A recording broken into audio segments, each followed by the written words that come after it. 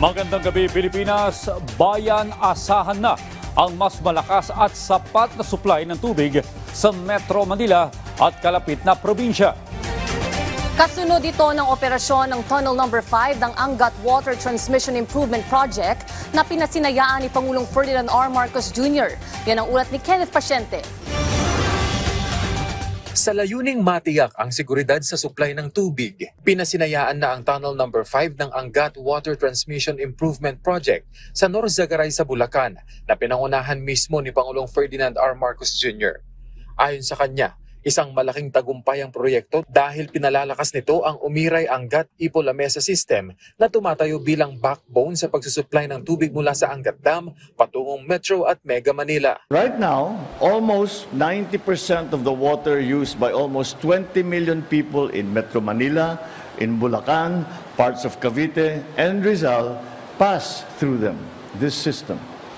These numbers show how important it is to keep the Angat system strong, reliable, and future-ready.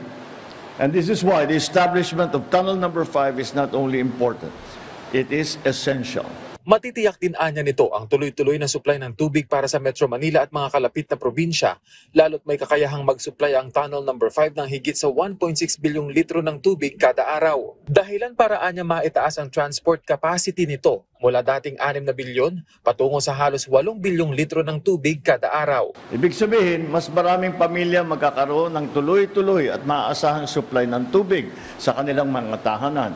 May isasaayos ang mga datib ng tunnel dahil may backup ng pwedeng pagdaanan ng tubig. Yung mga tunnel po na sinara dahil kailangan na mag-maintenance, maaari na ngayon natin balikan ulit. Baka may pag-asa pa, baka may rehab pa para magamit pa rin natin.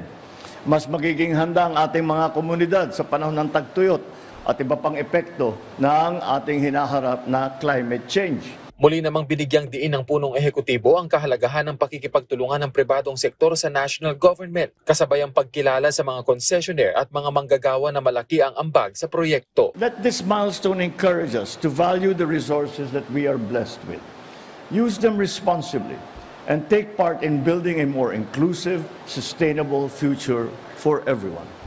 Let us continue working together, government, private sector, and citizens alike, to shape a nation where progress is shared, where communities are empowered, and where our daily needs are truly met.